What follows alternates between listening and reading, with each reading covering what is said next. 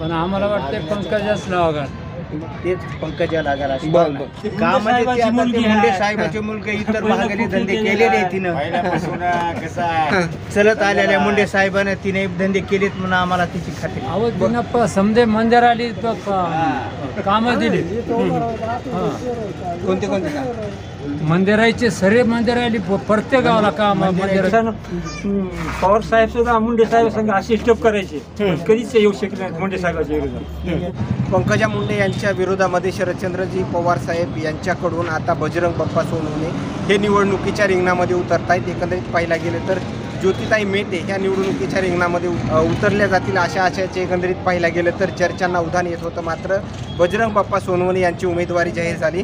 मात्र एकंदरीत पाहायला गेलं तर जे काही बीड जिल्ह्यामधले जे काही महत्त्वाचे प्रश्न आहेत किंवा शेतकऱ्यांचे प्रश्न किंवा सर्वसामान्य नागरिकांचे काही प्रश्न जे काही आहेत ते खरं तर आता 5 वर्षामध्ये सोडवले गेलेत का आणि मोदी सरकारच्या कार्यकाळामधून जे काही योजना आतापर्यंत शेतकऱ्याला मिळाल्यात त्यावर शेतकरी समाधानी आहेत का, या दरम्यानची प्रतिक्रिया आपण घेण्याचा प्रयत्न करूया.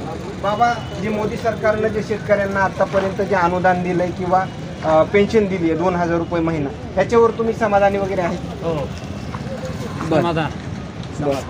आता तुम्ही बीडमधलेच का? बीडमधलेच. बरं, बीडमध्ये कुणाची सीट लागल?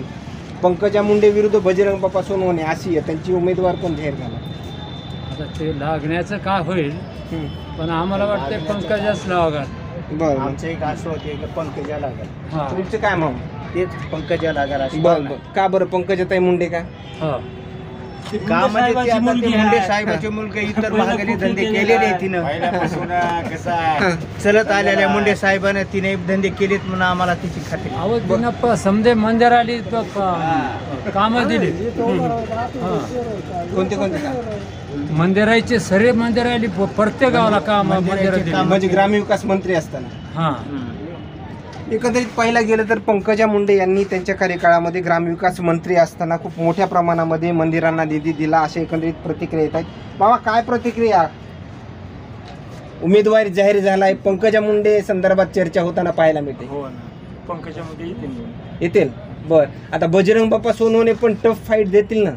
देते, पण सरकार इथून माग बरेच दिवसानं पवार साहेब सुद्धा मुंडे साहेब संघ अशी स्टॉप करायचे कधीच येऊ शकले नाहीत मुंडे साहेबांच्या विरोधात. आमचं एक म्हणणं अशी पंकजा मुंडे. आता काय मोदी सरकारच्या काही योजना वगैरे आहेत त्याच्यावर तुम्ही खुश आहेत का?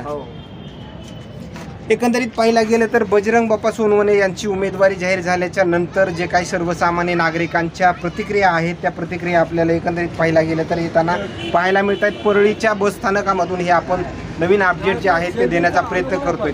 मात्र या दरम्यानचे देखील असेच नवनवीन अपडेट सूर्योदय चॅनलच्या माध्यमातून देण्याचं काम करूयात. कॅमेरामॅन उमाकांत फड सोबत सचिन मुंडे, सूर्योदय मीडिया, बीड, परळी.